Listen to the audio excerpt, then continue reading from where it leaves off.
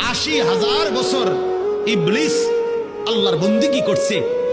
তা 80,000 বছর ইবাদতের পরে গিয়েও একদিন একবার আল্লাহ তাআলার একটা হুকুম সেজদা, একটা সেজদা করে নাই। তো আল্লাহ তাআলা অনন্তকালের জন্য তাকে মরদুদ, মালউন, শয়তান, ইবলিস তারে রাজিম, অভিশপ্ত বানায় দিছে, অভিশপ্ত বানায় দিছে। আরে অপদার্থ সন্তান, এই নওজোয়ান, তুই কতগুলো সেজদা দেস নাই, নাফরমান, তুই কত বড় শয়তান, কত বড় শয়তান বেটা, তুই ছোটখাটো শয়তান বেটা, তো ওই শয়তানের থেকে বড় শয়তান বেটা। ওই শয়তান তো একটা সেজদা করে না, তুমি শয়তান কয়টা সেজদা করো না? কতদিন হয় ফজরের নামাজ পড়ো না?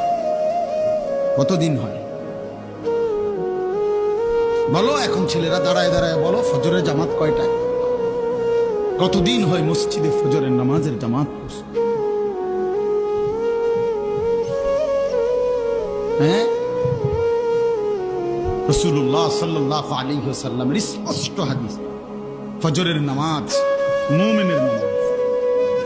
ফজর যে পড়ে না, নবীজির স্পষ্ট সিদ্ধান্ত, সেটা মুনাফিক, পাক্কা মুনাফিক।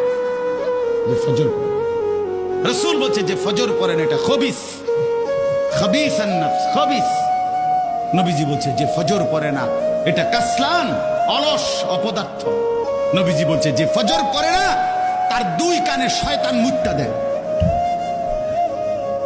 বালা শাইতান ফি উযুনাইহি, আল্লাহ রাসূল বলছেন সাল্লাল্লাহু আলাইহি ওয়াসাল্লাম।